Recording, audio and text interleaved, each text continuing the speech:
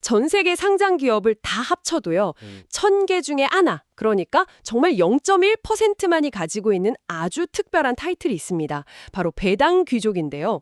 오늘은 우리 모두에게 정말 익숙한 이름이죠. 맥도날드가 바로 이 배당 귀족 클럽에 가입할 날이 얼마 남지 않았다는 소식을 좀 더 깊게 파고들어 볼까 합니다. 네, 거의 반세기 동안 꾸준히 배당금을 늘려온 맥도날드의 그 여정을 한번 따라가 보면서요. 이 배당 귀족이라는 타이틀이 도대체 왜 그렇게 대단한 건지, 그리고 정말 내년에 그 목표 달성 가능성이 높을지 그 근거들도 하나하나 좀 짚어보는 시간을 갖도록 하겠습니다. 이게 단순히 그냥 맥도날드 소식이다라기보다는요.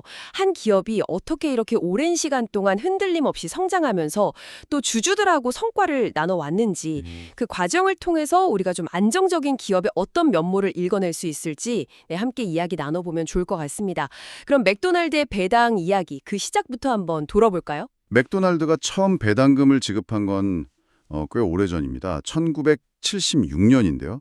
당시에 이제 레이 크록 회장이 1분기 수익이 무려 27%나 늘었다. 이렇게 발표하면서 주당 0.025달러를 지급한 게 그 시작이었죠. 와, 1976년이면 그때부터 벌써 거의 50년 가까이 되어가네요. 근데 단순히 오래됐다는 것뿐만 아니라 그 성장세가 정말 어마어마합니다. 그동안 7번이나 주식 분할이 있었고 작년까지 49년 연속으로 배당금을 올려왔어요. 이걸 다 감안해서 처음 지급했던 주당 배당금을 현재 가치로 환산해보면 0.0006달러에서 지금은 1.86달러까지 증가율로 따지면 이게 31만 %가 넘더라고요. 31만 %. 네, 정말 입이 떡 벌어지는 숫자죠. 이게 어느 정도 의미냐면 아주 단순하게 그냥 계산해서요. 만약 1976년에 맥도날드 주식 $1000어치를 사서 지금까지 그냥 쭉 가지고 있었다면 배당금으로만 매년 거의 50만 달러 가까이 받게 된다는 그런 이야기가 됩니다. 물론 아주 단순화시킨 예시긴 합니다만 그만큼 장기간에 걸친 배당 성장이 얼마나 강력할 수 있는지를 좀 보여주는 거죠. 그렇죠. 특히 그 최근 5년, 그러니까 2020년부터 2024년까지 배당금 인상률을 보면요. 매년 한 3%에서 많게는 10% 넘게 꾸준히 올렸는데 이게 또 당시 물가 상승률하고 비교해도 대부분 그 이상이거나 아니면 비슷한 수준이었어요. 단순히 돈을 더 준다. 이걸 넘어서 실제 그 가치를 지켜주려고 노력했다는 점도 좀 눈에 띄네요. 네, 그게 중요한 포인트입니다. 그리고 마침내 올해 2025년 배당금을 5% 인상한다고 발표하면서 49년 연속 인상 기록을 딱 달성했습니다. 이제 정말 딱 한 해만 나온 거죠. 내년 2026년에 다시 한번 배당금을 인상하게 되면 그토록 바라던 50년 연속 인상, 즉 배당 귀족이라는 타이틀을 공식적으로 얻게 되는 겁니다. 배당 귀족, 디비덴드 킹. 이름부터 뭔가 좀 범상치 않은데요. 이게 정확히 어떤 기업들한테 주어지는 칭호고 왜 이렇게 특별하게 여겨지는 건가요? 이름 그대로입니다. 최소 50년 이상, 그러니까 한 해도 거르지 않고 매년 배당금을 늘려온 기업에게만 주어지는 아주 영예로운 칭호죠. 핵심은 그 50년 이상 연속이라는 꾸준함, 거기에 있습니다. 50년이라, 와, 반세기 동안 단 한 번도 배당금 인상을 멈추지 않았다. 이게 그렇게까지 어려운 일인가요? 생각보다 꽤 있지 않을까요? 생각하시는 것보다 훨씬 희귀합니다. 작년 기준으로요, 전 세계 상장 기업 수가 5만 3천 개가 넘었는데 그중에서 배당 귀족은 단 56개 뿐이었습니다. 비율로 따지면 0.1% 정도, 정말 1000개 기업 중에 겨우 하나꼴로 존재하는 셈이죠. 1000개 중에 하나요. 와, 진짜 극소수네요.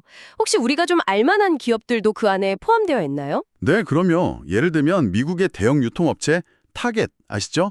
그리고 담배 회사로 유명한 알트리아, 또 우리에게 너무나 친숙한 코카콜라 같은 기업들이 대표적인 배당 귀족들입니다. 아, 코카콜라도 이미 배당 귀족이었군요. 그렇군요.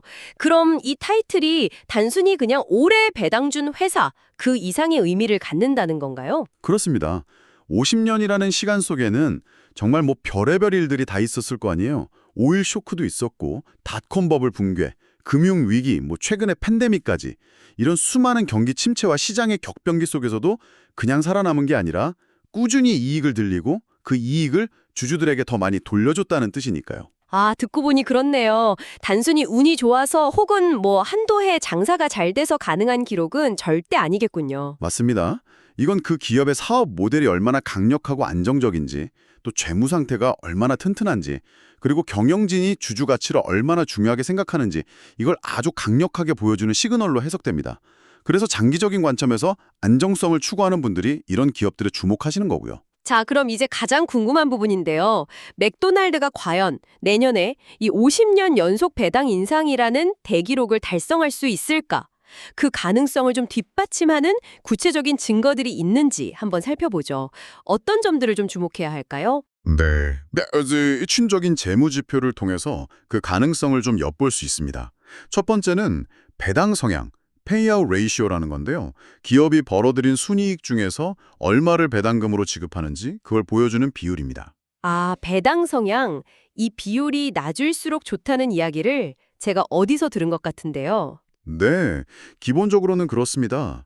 이게 너무 높으면 벌어들인 돈의 대부분을 그냥 배당금으로 다 쓰고 있다는 뜻이니까 나중에 이익이 조금만 줄어도 배당금을 유지하거나 늘리기가 어려워질 수 있겠죠. 반대로 이게 낮다면 배당금을 더 늘릴 수 있는 여유, 그러니까 뭐 룸이 많다고 볼 수 있는 겁니다. 맥도날드의 경우에요. 지난 5년을 보면 순이익이 2020년에 47억 달러에서 2024년에는 82억 달러로 거의 2배 가까이 폭발적으로 증가했습니다. 와, 이익 증가세가 정말 상당했네요. 그렇죠. 그런데 같은 기간 동안 배당금 총액은 약 37% 정도 증가했어요. 즉, 이익이 늘어나는 속도가 배당금이 늘어나는 속도보다 훨씬 빨랐다는 의미입니다.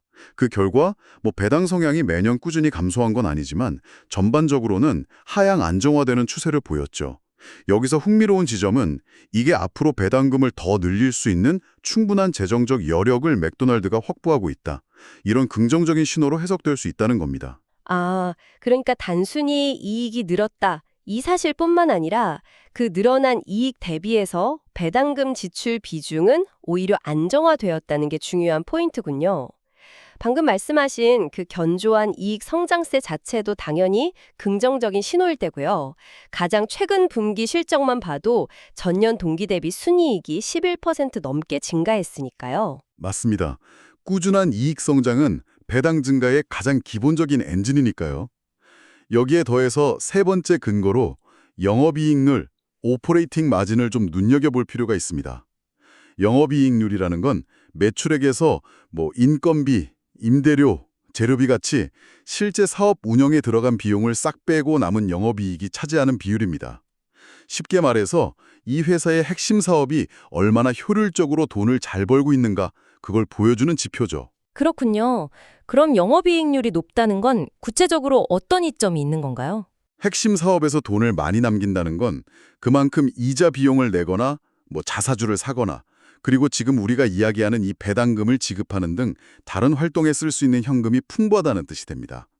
당연히 영업이익률이 높을수록 배당금을 안정적으로 지급하고 또 늘려나갈 체력이 튼튼하다 이렇게 볼 수 있겠죠. 그렇다면 맥도날드의 영업이익률은 어느 정도 수준인가요? 이게 정말 놀라운데요. 맥도날드의 영업이익률은 무려 47.7%에 달합니다. 47.7%요?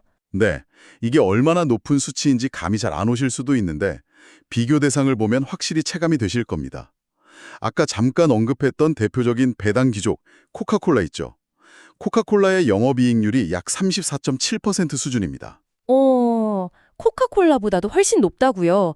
그건 정말 의외인데요. 네, 처음 보고 꽤 놀랐습니다. 심지어 미국 증시의 대표 지수인 S&P 500에 속한 500개 기업들, 그 기업들의 역사적 평균 영업이익률이 한 10.8% 정도 되거든요. 이걸 좀 더 큰 그림에서 보면 S&P 500에는 정말 다양한 산업의 대표 기업들이 포함되어 있잖아요. 기술주, 제조업, 금융 등등. 그 모든 기업들의 평균보다 맥도날드가 4배 이상 높은 수익성을 핵심 사업에서 내고 있다는 뜻입니다. 이건 맥도날드의 그 프랜차이즈 중심 사업 모델이 얼마나 강력하고 효율적인지를 보여주는 동시에 지속적인 주주 환원을 위한 재정적 기반이 정말 매우 탄탄하다는 강력한 증거가 된다고 할 수 있습니다. 와, 배당 성향의 안정화, 꾸준한 이익 성장, 그리고 이 압도적인 영업이익률까지 듣고 보니 내년에 배당 귀족 등급 가능성 정말 높아 보이는데요. 그런데 여기서 끝이 아니라고요? 이 배당 정책을 더 든든하게 만들어주는 또 다른 안전장치가 있다고요? 네, 바로 자사주 매입입니다. 기업이 자기 돈으로 시장에 풀려있는 자사 주식을 사들이는 건데요. 이것도 배당의 지속 가능성 측면에서 꽤 중요한 역할을 합니다. 아, 자사주 매입. 맥도날드가 이것도 활발하게 하나요? 네, 규모가 상당합니다. 2024년에만 28억 달러, 그 전년도인 2023년에는 무려 53억 달러 어치의 자사주를 사들였습니다. 와, 수십억 달러면 정말 큰 돈인데. 그게 배당 정책하고는 어떻게 연결이 되는 건가요? 그게 한 두 가지 효과를 생각해 볼 수 있습니다. 첫째는 자사주를 매입하면 시장에서 유통되는 주식수가 줄어듭니다. 주식수가 줄면 같은 배당률을 유지한다고 가정했을 때 회사가 실제로 지급해야 하는 배당금의 총액이 줄어들게 되죠. 예를 들어서 주당 1달러씩 배당을 주기로 했는데 주식수가 10% 줄면 총 지급해야 할 배당금도 10% 줄어드는 식입니다. 그러니까 배당 정책을 유지하거나 늘리는데 재정적인 부담을 좀 덜어주는 효과가 있는 거죠. 아, 그렇군요. 총 지급액이 줄어드니까 같은 돈으로도 더 높은 주당 배당금을 줄 수도 있고 혹은 뭐 배당을 유지하기가 더 쉬워지는 거군요. 정확합니다. 그리고 둘째 효과는 일종의 비상금 혹은 완충장치 역할인데요.